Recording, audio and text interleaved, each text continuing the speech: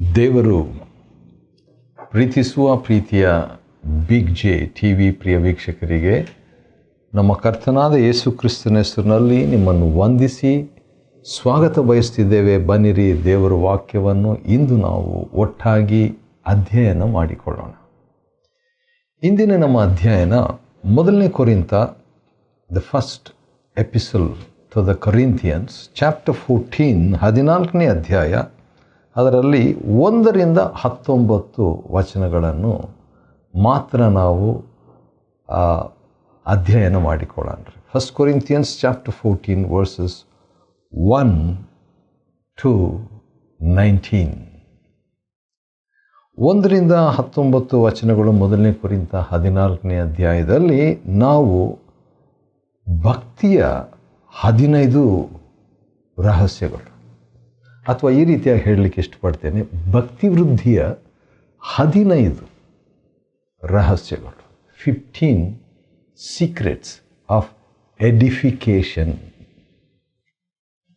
ಈ ಭಕ್ತಿ ವೃದ್ಧಿ ಅನ್ನುವಂಥದ್ದರ ಒಂದು ಚಿತ್ರ ಏನಂದರೆ, ಒಂದು ಕಟ್ಟಡ ಯಾವ ರೀತಿಯಾಗಿ ಒಂದು ಅಸ್ಥಿವಾರ ಹಾಕಿಬಿಟ್ಟು ಕಟ್ತಿರ್ತೀವಿ, ಬಾಗಿಲಿಡ್ತಾರೆ, ಕಿಟಕಿ ಇಡ್ತಾರೆ, ಗೋಡೆ ಇರ್ತದೆ. ಹೌದು, ಅದಕ್ಕಿಂತ ಮುಂಚೆ ಗೋಡೆ ಇರ್ತದೆ, ಅನಂತರ ಟೈಲ್ಸು ಅಥವಾ ಮೋಲ್ಡಿಂಗು, ಅದಕ್ಕಿಂತ ಮುಂಚೆ ಮೋಲ್ಡಿಂಗು, ಅನಂತರ ಟೈಲ್ಸು, ಪೇಂಟಿಂಗು, ಎಲೆಕ್ಟ್ರಿಕಲ್ಲು, ಇವೆಲ್ಲ ಬೇರೆ ಬೇರೆ ಕಟ್ಟಡ ಕಟ್ತಾ ಇರ್ತೀವಿ. ಆ ಒಂದು ಪಿಕ್ಚರ್ ಭಕ್ತಿ ವೃದ್ಧಿ ಅಂದರೆ ಕರ್ತನಲ್ಲಿ ಕಟ್ಟೋಣವಾಗುವುದು, ಬೀಯಿಂಗ್ ಬಿಲ್ಟ್ ಇನ್ ಗಾಡ್. ಹಾಗಾದರೆ ಈ ಭಕ್ತಿ ವೃದ್ಧಿಯ, ಭಕ್ತಿಯಲ್ಲಿ ಬೆಳೆಯೋದರ 15 ರಹಸ್ಯಗಳು. ಮೊದಲನೇದು ಏನಂತ ಹೇಳಿದರೆ, ಪ್ರೀತಿಯನ್ನು ಅನುಸರಿಸುವುದು. ಮೊದಲನೇ ಕೊರಿಂಥ 14ನೇ ಅಧ್ಯಾಯದ ಮೊದಲನೇ ವಚನ. ಮೊದಲನೇ ಕೊರಿಂಥ 14 ಮೊದಲನೇ ವಚನ ಏನಂತಿದೆ? ಪ್ರೀತಿಯ ಮಾರ್ಗ ಅನುಸರಿಸಿರಿ, ಫಾಲೋ ಲವ್. ಹಾಗಾದರೆ ಪ್ರೀತಿಯ ಮೊದಲನೇ ಕೊರಿಂಥ 13ರಲ್ಲಿ ಪ್ರೀತಿಯ 25 ಶಕ್ತಿಗಳನ್ನು ನಾವು ನೋಡ್ತೇವೆ. ಹಾಗಾದರೆ ಆ ಒಂದು ಮಾರ್ಗದಲ್ಲಿ, ಈಗ ಅದ್ರ ಬಗ್ಗೆ ತಿಳ್ಕೊಂಡಿದ್ವಿ, ಆ ಮಾರ್ಗದಲ್ಲಿ ನಾವು ನಡೀತಾ ಹೋಗುವಾಗ ಏನಾಗ್ತದೆ? ಭಕ್ತಿ ಮಾರ್ಗದಲ್ಲಿ ಕೂಡ ಬೆಳಿತೇವೆ. We are edified when we walk or follow love. ದೇವರ ಪ್ರೀತಿಯಲ್ಲಿ ನಾವು ನಡೆಯುವಾಗ ಏನಾಗ್ತದೆ? ನಾವು ಭಕ್ತಿಯ ರಹಸ್ಯವನ್ನು ತಿಳ್ಕೊಂಡಿದ್ದೀವಿ, ಭಕ್ತಿ ವೃದ್ಧಿಯ ರಹಸ್ಯವನ್ನು ತಿಳ್ಕೊಂಡ ಹಾಗೆ. ಆ ಪ್ರೀತಿ ಒಂದು ಇದು ಬಿಟ್ಟರೆ ಸಾಕು. ಆದರೆ ಅದು ಪ್ರೀತಿ ಬಂದು ಅಸ್ಥಿವಾರ, ಇಟ್ಸ್ ಅ ಫೌಂಡೇಶನ್. ಅಸ್ಥಿವಾರ ಕಟ್ಟಿಬಿಟ್ಟ ಮೇಲೆ ನಾವು ಅದಕ್ಕೆ ಸಂಬಂಧಪಟ್ಟಂಥ ಉಳಿದಂಥದ್ದನ್ನು ಕೂಡ ನಾವು ಮಾಡಬೇಕು. ಅದೇ ಮೊದಲನೇ ವಚನ, ಮೊದಲನೇ ಕೊರಿಂಥ 14 ಮೊದಲನೇ ವಚನದಲ್ಲಿ ಪ್ರವಾದಿಸುವ ವರವನ್ನು ಆಸಕ್ತಿಯಿಂದ ಅಪೇಕ್ಷಿಸಿರಿ. ಹಾಗಾದರೆ ಪ್ರೀತಿಯಲ್ಲಿ ನಾವು ಹೌದು ಅನುಸರಿಸಬೇಕು. ಭಕ್ತಿ ವೃದ್ಧಿ ನಾವು ಹೊಂದಬೇಕಾದರೆ ನಾವೇನು ಮಾಡಬೇಕು? ಪ್ರವಾದನೆಯಲ್ಲಿ ಆಸಕ್ತರಾಗಬೇಕು. ಆಸಕ್ತಿಯಿಂದ ಅಪೇಕ್ಷಿಸಬೇಕು. ಪ್ರವಾದನೆ ವರ ನನಗೆ ಬೇಕು, ದೇವರೇ ನನಗೆ ಪ್ರವಾದಿಸುವಂಥ ವರ ಬೇಕು ಅಂತ ಹೇಳ್ಬಿಟ್ಟು ದೇವರ ವಾಕ್ಯನೇ ಹೇಳ್ಕೊಡ್ತಾ ಇದೆ. ಆ ರೀತಿಯಾಗಿ ಅಪೇಕ್ಷಿಸುವುದರಲ್ಲಿ ತಪ್ಪೇನಿಲ್ಲ. ಮೂರನೇದಾಗಿ 2ನೇ ವಚನ, ಮೊದಲನೇ ಕೊರಿಂಥ 14 2ನೇ ವಚನ. ನಾವೇನು ನೋಡ್ಕೊಳ್ತಿದ್ದೀವಿ ಅಂತ ಹೇಳಿದ್ರೆ, ಭಕ್ತಿ ವೃದ್ಧಿಯ 15 ರಹಸ್ಯಗಳು, 15 ಸೀಕ್ರೆಟ್ಸ್ ಆಫ್ ಎಡಿಫಿಕೇಶನ್. ಅದರಲ್ಲಿ 2ನೇ ವಚನ ಏನು ಹೇಳ್ತದೆ ಅಂತ ಹೇಳಿದ್ರೆ, ನೋಡುವಾಗ ವಾಣಿಗಳನ್ನು ಆಡುವಂಥವನು ಮನುಷ್ಯರ ಸಂಗಡ ಅಲ್ಲ, ದೇವರೊಂದಿಗೆ ಮಾತನಾಡ್ತಾನೆ. ಹಾಗಾದರೆ ದೇವರೊಂದಿಗೆ ಮಾತಾಡಬೇಕು. ನಾವು ಭಕ್ತಿ ವೃದ್ಧಿಯನ್ನು ಹೊಂದಬೇಕಾದರೆ, in order to be edified, speak to God. ದೇವರೊಂದಿಗೆ ಮಾತಾಡಬೇಕು. ಅದು ಅನ್ಯ ಭಾಷೆಯ ವರವಾಗಿದ್ದರೂ, ವಾಣಿಗಳನ್ನು ಆಡುವಂಥದ್ದಾಗಿದ್ದರೂ ಕೂಡ ನಾವು ಅದರಲ್ಲಿ ಪ್ರಗತಿ, ದೇವರೊಂದಿಗೆ ಮಾತಾಡಬೇಕು. Speak to God. ವಾವ್! ದೇವರೊಂದಿಗೆ ಮಾತನಾಡುವುದರಿಂದ ಏನಾಗ್ತದೆ? ಭಕ್ತಿ ವೃದ್ಧಿ, ಆ ಆತ್ಮಿಕ ಕಟ್ಟಡ ಬೆಳೀತದೆ, ಕಠೋಣವಾಗ್ತದೆ, ಅಭಿವೃದ್ಧಿ ಆಗ್ತದೆ. ಮತ್ತು ಅದೇ 2ನೇ ವಚನದಲ್ಲಿ, 1 ಕೊರಿಂಥ 14ನೇ ಅಧ್ಯಾಯ 2ನೇ ವಚನದಲ್ಲಿ ಏನಂದರೆ, ಆತ್ಮದಲ್ಲಿ ರಹಸ್ಯಗಳನ್ನು ಮಾತನಾಡುವುದು. Speaking the secrets in the spirit. Wow! ಅದು ಎಷ್ಟು ಚೆನ್ನಾಗಿರ್ತದಲ್ವ? ಎಷ್ಟು ದೇವರು ನೋಡ್ರಿ ನಮಗೆ ಎಷ್ಟು ಅನುಕೂಲತೆಗಳನ್ನು, ನಮ್ಮ ಆತ್ಮದಲ್ಲಿ ರಹಸ್ಯಗಳನ್ನು ಮಾತಾಡ್ತಾ ಇದ್ದಾಗ ದೇವರ ಹತ್ರ ಏನಾಗ್ತದೆ? ಭಕ್ತಿ ವೃದ್ಧಿ, ನಮ್ಮ ಲೆವೆಲ್, ನಮ್ಮ ಮಟ್ಟ, ಭಕ್ತಿಯ ಮಟ್ಟ ಬೆಳೀತಾ ಇರ್ತದೆ. ವಾವ್! ಆ ರೀತಿಯಾಗಿ ನಾವುಗಳಿರುವಂತೆ ದೇವರು ನನಗೂ ನಮಗೂ ಸಹಾಯ ಮಾಡಲಿ. 5ನೇದಾಗಿ ಪ್ರಾಫಸಿ, ಪ್ರವಾದನೆ.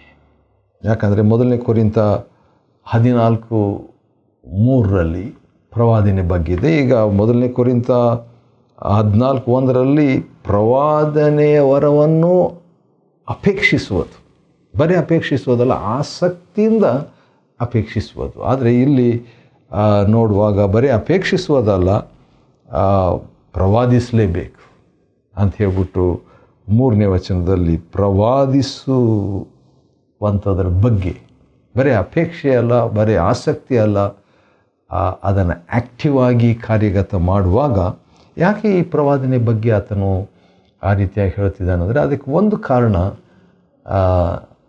ಅಪೊಸ್ತಲಕೃತ್ಯ 2ನೇ ಅಧ್ಯಾಯದಲ್ಲಿ ನಾವು ನೋಡಿಕೊಳ್ಬೋದು. ಯಾಕಂತ ಹೇಳಿದರೆ, ಅಪೊಸ್ತಲಕೃತ್ಯ 2ನೇ ಅಧ್ಯಾಯದಲ್ಲಿ ಕಡೆ ಕಾಲದಲ್ಲಿ ಪವಿತ್ರಾತ್ಮನ ಅಭಿಷೇಕವನ್ನು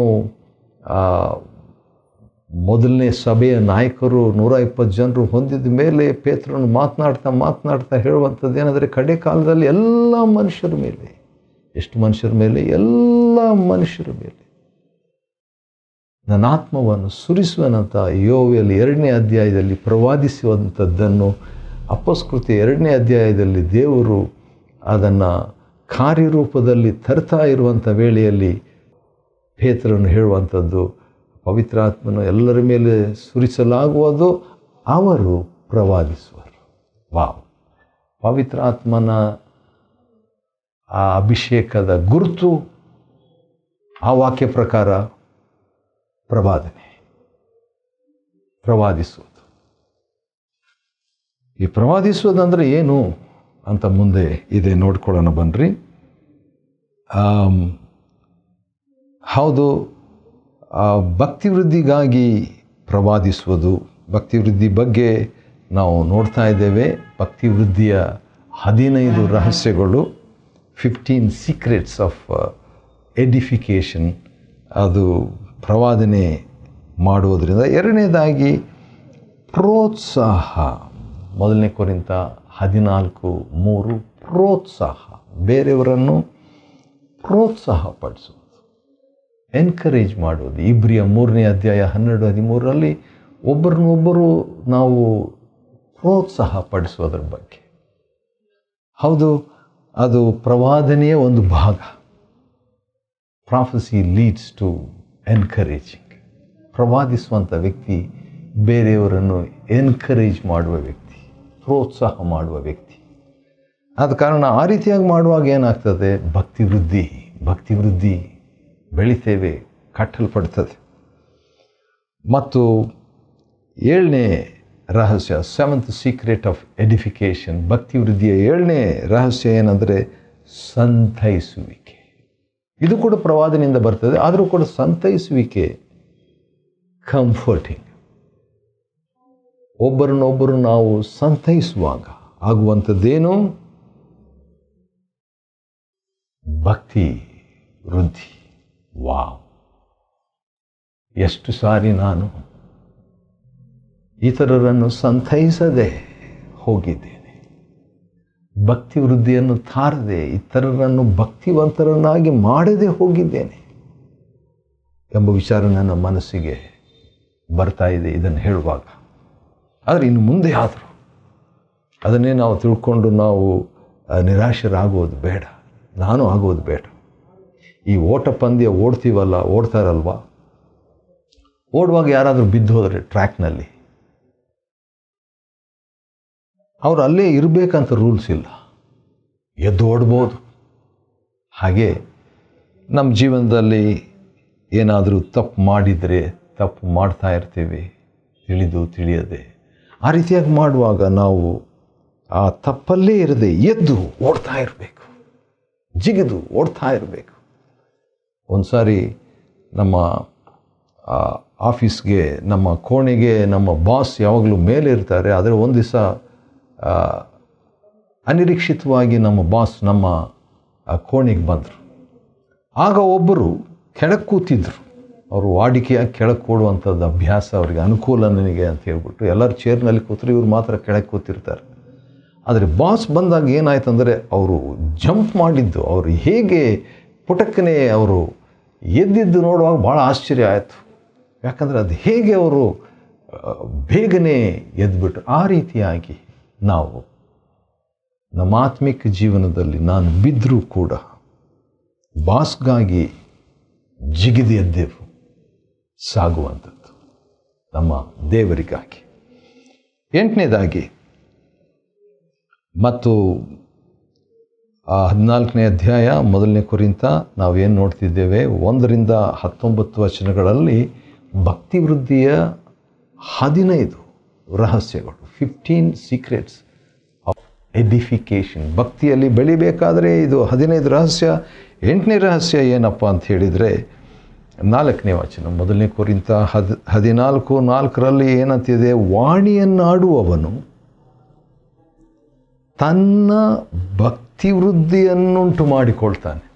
ವಾ, ಹಾಗಾದರೆ ವಾಣಿಯನ್ನು ಆಡುವಂಥವರು ದೇವರ ಹತ್ರ ಮಾತಾಡ್ತಾನೆ ಅಂತ ಹೇಳ್ಬಿಟ್ಟು 2ನೇ ವಚನದಲ್ಲಿದೆ. ಈಗ ತನಗೆ ಭಕ್ತಿ ವೃದ್ಧಿಯನ್ನು ತರ್ತಾನಂತೆ. ಹಾಗಾದರೆ personal edification comes by personal speaking in tongues. ವಾಣಿಗಳನ್ನು ಬಹುವಚನ ವಾಣಿಗಳನ್ನು ಆಡುವುದರಿಂದ ಭಕ್ತಿ ವೃದ್ಧಿ ತರುವಂಥ ಸಾಧ್ಯತೆ. 9ನೇದಾಗಿ, ಆದರೆ ಪ್ರವಾದಿಸುವಂಥವನು ಸಭೆಗೆ ಭಕ್ತಿ ವೃದ್ಧಿಯನ್ನು ಉಂಟು ಮಾಡ್ತಾನೆ. ಹಾಗಾದರೆ ಪ್ರವಾದನೆ ಮುಖಾಂತರವಾಗಿ ಒಬ್ಬರಷ್ಟೇ ಅಲ್ಲ, 100 ಜನ ಇದ್ದಾರೆ ಅಥವಾ 1000 ಜನ ಇದ್ದಾರೆ ಒಂದು ಸಭೆಯಲ್ಲಿ, ಅಥವಾ 10,000 ಜನರು ಇದ್ದಾರೆ ಅಂತಾರೆ, 10,000 ಜನರಿಗೂ ಭಕ್ತಿ ವೃದ್ಧಿಯನ್ನು ತರುವಂಥದ್ದು ಪ್ರವಾದನೆ. ವಾ, ಮಾಸ್ ಎಡಿಫಿಕೇಷನ್ ಅಂದರೆ ಬಹು ಜನರ ಭಕ್ತಿ ವೃದ್ಧಿ. ಪ್ರವಾದನೆ ವರ, ಪವಿತ್ರಾತ್ಮನ ಅಭಿಷೇಕದಿಂದ ಹೌದು ಭಕ್ತಿ ವೃದ್ಧಿ, ಪ್ರೋತ್ಸಾಹ, ಸಂತೈಸುವಿಕೆಯನ್ನು ನೀಡುವಂಥ ವ್ಯಕ್ತಿ. ಪ್ರವಾದನೆಯಿಂದ ಇಡೀ ಸಭೆಗೆ ಭಕ್ತಿ ವೃದ್ಧಿಯನ್ನು ತರುವಂಥದ್ರ ಬಗ್ಗೆ ನಾವು ನೋಡ್ತೇವೆ. ಅದು 4ನೇ ವಚನದ ಕೊನೆ ಭಾಗದಲ್ಲಿದೆ. 1ನೇ ಕೊರಿಂಥ 14 ಮತ್ತು ಕೊನೆ ಭಾಗ 5ನೇ ವಚನದಲ್ಲಿ ನಾವು ನೋಡುವಾಗ ಇನ್ನೊಂದು ರಹಸ್ಯವನ್ನು ನೋಡ್ತೀವಿ. ಯಾವುದರ ರಹಸ್ಯ ಅಂತ ಹೇಳ್ಬಿಟ್ಟು ನೋಡುವಾಗ ಭಕ್ತಿ ವೃದ್ಧಿಯ ರಹಸ್ಯ ಅಥವಾ ಭಕ್ತಿಯ ರಹಸ್ಯ ಏನದು? 5ನೇ ವಚನದಲ್ಲಿ ವಾಣಿಗಳನ್ನಾಡುವವನು ಸಭೆಗೆ ಭಕ್ತಿ ವೃದ್ಧಿ ಆಗುವಂತೆ ಅದರ ಅರ್ಥವನ್ನು ಹೇಳಬೇಕು. ಹೇಳದೆ ಹೋದರೆ ಏನಾಗ್ತದೆ? ಭಕ್ತಿ ವೃದ್ಧಿ ಆಗಲ್ಲ. ಹಾಗಾದರೆ ವಾಣಿಯಿಂದ ಭಕ್ತಿ ವೃದ್ಧಿ, ಈಗ ವಾಣಿಯ ಅರ್ಥ ಹೇಳೋದ್ರಿಂದ ಭಕ್ತಿ ವೃದ್ಧಿ. Wow, I like it. ಅದು 10ನೇ ರಹಸ್ಯ. ಏನು ನೋಡ್ಕೊಳ್ತಾ ಇದ್ದೀವಿ? 1ನೇ ಕೊರಿಂಥ 14 1ರಿಂದ 19 ವಚನದಲ್ಲಿ ಭಕ್ತಿಯ 15 ರಹಸ್ಯಗಳು ಅಥವಾ ಭಕ್ತಿ ವೃದ್ಧಿಯ 15 ರಹಸ್ಯಗಳು. ಅದರಲ್ಲಿ 10 ನೋಡಿದ್ವಿ, ಇನ್ನು 5 ನಾವು ನೋಡಬೇಕು. ಅದೇನಂತ ಹೇಳಿದರೆ 6ನೇ ವಚನದಲ್ಲಿ ನಾವು ನೋಡುವಾಗ ಯಾವುದೇ ಸಭೆಯಲ್ಲಿ ನಾವು ಮಾಡಿದರೆ ಅದರಿಂದ ನಿಮಗೇನು ಪ್ರಯೋಜನ ಅಂತ ಕೇಳ್ತಾನೆ ರೀ. ಅಂದರೆ ನಾನು ನಿನ್ನ ಬಳಿಗೆ ಬಂದು ಪ್ರಕಟಣೆ, ವಿದ್ಯೆ, ಪ್ರವಾದನೆ, ಉಪದೇಶದಿಂದಾಗಲಿ ಮಾತಾಡದೆ ಬರೀ ವಾಣಿಯನ್ನು ಮಾಡ್ತಾ ಇದ್ದರೆ ಏನಾಗ್ತದೆ? ಪ್ರಯೋಜನ ಇಲ್ಲ ಅಂತ ಹೇಳ್ತಾನೆ. ಕ್ವಶನ್ ಮಾಡ್ತಾನೆ. ಆದರೆ ಅದರ ಅರ್ಥ ಏನಂತ ಹೇಳಿದರೆ, ಪೌಲನು ಹೇಳಿದ್ದು ಏನೇ ಮಾಡಿದರೂ ಬೇರೆಯವ್ರ ಪ್ರಯೋಜನಕ್ಕಾಗಿ ಮಾಡಿರಿ ಅಂತ. ಅಂಥ ಮನಸ್ಸು ನಮಗಿದ್ದರೆ ಭಕ್ತಿ ವೃದ್ಧಿ ಆಗುತ್ತೆ. 12ನೇ ಒಂದು ರಹಸ್ಯ ಏನಂತ ಹೇಳಿದರೆ 12ನೇ ವಚನದಲ್ಲಿದೆ. 1 ಕೊರಿಂಥ 14ನೇ ಅಧ್ಯಾಯದ 12ನೇ ವಚನದಲ್ಲಿ ಏನಂತಾರೆ, 2ನೇ ಭಾಗ, ನೀವು ಸಹ ಆತ್ಮಿಕ ವರಗಳಲ್ಲಿ ಆಸಕ್ತರಾಗಿರುವುದರಿಂದ ಸಭೆಗೆ ಭಕ್ತಿ ವೃದ್ಧಿ ಉಂಟಾಗುವಂತೆ ಸಮೃದ್ಧವಾದದ್ದನ್ನು ಮಾಡುವುದಕ್ಕೆ ಪ್ರಯತ್ನಿಸಿರಿ. Excel in it. ಮ್ಯಾಕ್ಸಿಮಮ್ ಆಗಿ ಮಾಡಬೇಕು. ಮಿನಿಮಮ್ ಆಗಿ ಅಲ್ಪ ಸ್ವಲ್ಪ ಮಾಡಿಬಿಟ್ಟು ಹೋಗಬಾರ್ದು. ಆ ರೀತಿ ನಾನು ಮಾಡಿದ್ದೇನೆ. ಅದರ ದೇವರ ಒಂದು ಬಯಕೆ ಏನಂದರೆ, ನಾನು ಏನೇ ಮಾಡಿದ್ರು ಕರ್ತನಿಗಾಗಿ ಚೆನ್ನಾಗಿ ಮಾಡಬೇಕು.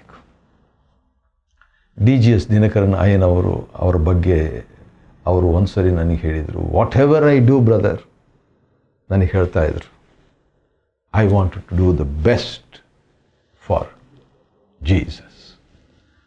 ಚೆನ್ನೈಗೆ ಹೋಗಿದ್ದಾಗ ಒಂದು ಸರಿ ನಾನು ಅವರು ಇಬ್ಬರೇ ಮಾತಾಡ್ತಾ ಇದ್ದಾಗ, ನಾನು ಕುಟುಂಬವಾಗಿ ಹೋಗಿದ್ದಾಗ ಅವ್ರು ಹೇಳಿದ್ರು, ದೇವರಿಗಾಗಿ ಏನೇ ಮಾಡಿದರೂ ನಾನು ಉತ್ತಮವಾದದ್ದನ್ನು ಮಾಡ ಬಯಸ್ತೇನೆ ಅಂತ ಹೇಳ್ಬಿಟ್ಟು. ಹೌದು, ಎಕ್ಸೆಲ್. ನಮ್ಮ ಬಾಸ್ ಆಲ್ರಿನ್ ಬೋಗಿ ಅಂತ ಹೇಳ್ಬಿಟ್ಟು 10 ದೇಶಗಳ ಒಂದು ಜವಾಬ್ದಾರಿಕೆಯನ್ನು ದಕ್ಷಿಣ ಆಸಿಯಾದಲ್ಲಿ ಅವರು ಹೊತ್ತಿರುವಾಗ ಎಕ್ಸೆಲ್, ಉತ್ತಮ ಬೆಸ್ಟ್ ಅಂತ ಹೇಳ್ತಿರ್ತಾರೆ. ಸರಿ, ಆದ ಕಾರಣ 12ನೇ ವಚನ ಪ್ರಕಾರ ಉತ್ತಮವಾದದ್ದನ್ನು ನಾವು ಮಾಡ್ತಕ್ಕದ್ದು. 13ನೇ ವಚನದಲ್ಲಿ 13ನೇ ರಹಸ್ಯ ಇದೆ. ಏನು ನೋಡ್ಕೊಳ್ತಾ ಇದ್ದೀವಿ? 1 ಕೊರಿಂಥ 14ನೇ ಅಧ್ಯಾಯ 1-19 ವಚನಗಳಲ್ಲಿ ನಾವು ಏನು ನೋಡ್ಕೊಳ್ತಿದ್ದೀವಿ ಅಂದರೆ, ಭಕ್ತಿಯ 15 ರಹಸ್ಯಗಳು ಅಥವಾ ಭಕ್ತಿ ವೃದ್ಧಿಯ 15 ರಹಸ್ಯಗಳು.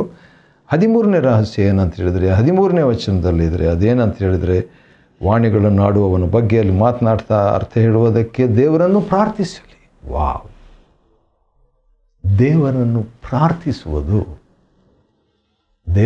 ಪ್ರಾರ್ಥಿಸುವುದು ಭಕ್ತಿಯ 13ನೇ ರಹಸ್ಯ. 13th secret of godliness or edification is pray to God. ಯಾವುದಕ್ಕಾಗಿ ಪ್ರಾರ್ಥಿಸಲಿ? ಅಲ್ಲಿ ಹೇಳುವಾಗ ವಾಣಿಗಳನ್ನು ಆಡುವನು ಅದರ ಅರ್ಥವನ್ನು ಹೇಳುವುದಕ್ಕೆ ಪ್ರೇಯರ್ ಮಾಡಬೇಕಂತ. ವಾವ್! ಆಶ್ಚರ್ಯ. ಆದ ಕಾರಣ ಆತ್ಮದಿಂದ ಪ್ರಾರ್ಥಿಸಬೇಕು, ಮನಸ್ಸಿನಿಂದಲೂ ಪ್ರಾರ್ಥಿಸಬೇಕಂತ ಹೇಳಿಬಿಟ್ಟು 14ನೇ ರಹಸ್ಯವನ್ನು ಪೌಲನು ಹೇಳುವಂಥದ್ದನ್ನು ನಾವು ನೋಡಬೇಕು. ಅದೇನೆಂದರೆ 1 ಕೊರಿಂಥ 14ನೇ ಅಧ್ಯಾಯ 17ನೇ ವಚನದಲ್ಲಿ, ನೀನು ಕೃತಜ್ಞತಾಸ್ತುತಿ ಮಾಡ್ತೀನಿ ನಿಜವೇ, ಆದರೆ ಮತ್ತೊಬ್ಬನಿಗೆ ಭಕ್ತಿ ವೃದ್ಧಿ ಆಗಲಿಲ್ಲ. ಅಂದರೆ ನಾವು ನಿಸ್ವಾರ್ಥವಾಗಿ ಆಗ್ಬಿಡಬಾರ್ದು. ಮತ್ತೊಬ್ಬರಿಗೆ ಭಕ್ತಿ ವೃದ್ಧಿ ಆಗಬೇಕಂತ ಮನಸ್ಸು ಮಾಡ್ಕೋಬೇಕು, ಯೋಚನೆ ಮಾಡಬೇಕು, ಕ್ರಮಪಡಿಸಬೇಕು ಅಂತ 14ನೇ ಒಂದು ಲೆಟ್ಸ್ ಥಿಂಕ್ ಅಬೌಟ್ ಅದರ್ಸ್ ಅಂತ 14ನೇದು. ಕೊನೆಯದಾಗಿ 15ನೇ ರಹಸ್ಯ ಏನಂತ ಹೇಳಿದರೆ, ಇತರರಿಗೆ ಉಪದೇಶ ಮಾಡುವುದನ್ನೇ ನಾನು ಇಷ್ಟಪಡ್ತೇನೆ. ವಾವ್!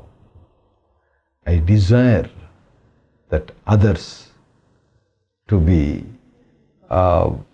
ಅಂದರೆ ಭಾಳ ಮಾತಾಡೋದಕ್ಕಿಂತಲೂ 10,000 ಮಾತುಗಳನ್ನು ಆಡೋದಕ್ಕಿಂತಲೂ ನಾನು ಒಂದು ಸಭೆಯಲ್ಲಿ 5 ಮಾತಾಡಿದರು, ಶಾರ್ಟ್ ಆ್ಯಂಡ್ ಸ್ವೀಟ್ ಅಂತ ಹೇಳ್ತಾರಲ್ಲ, ಆ ರೀತಿಯಾಗಿ ಸಂಕ್ಷೇಪವಾಗಿ ನಾನು ಮಾತಾಡಿದರು. ಅಂದರೆ ಬೇರೆಯವರಿಗೆ ಅದು ಹೇಗಾದರೂ ಅವರನ್ನು ಮನಸ್ಸಿನಲ್ಲಿಟ್ಕೊಂಡು ಅವರ ಇಷ್ಟಾರ್ಥವನ್ನು ಪೂರೈಸುವುದಂಥದ್ದು ನನ್ನ ಇಷ್ಟ ಅಂತ ಪೌಲನು 19ನೇ ವಚನದಲ್ಲಿ ಸ್ಪಷ್ಟಪಡಿಸ್ತಾನೆ.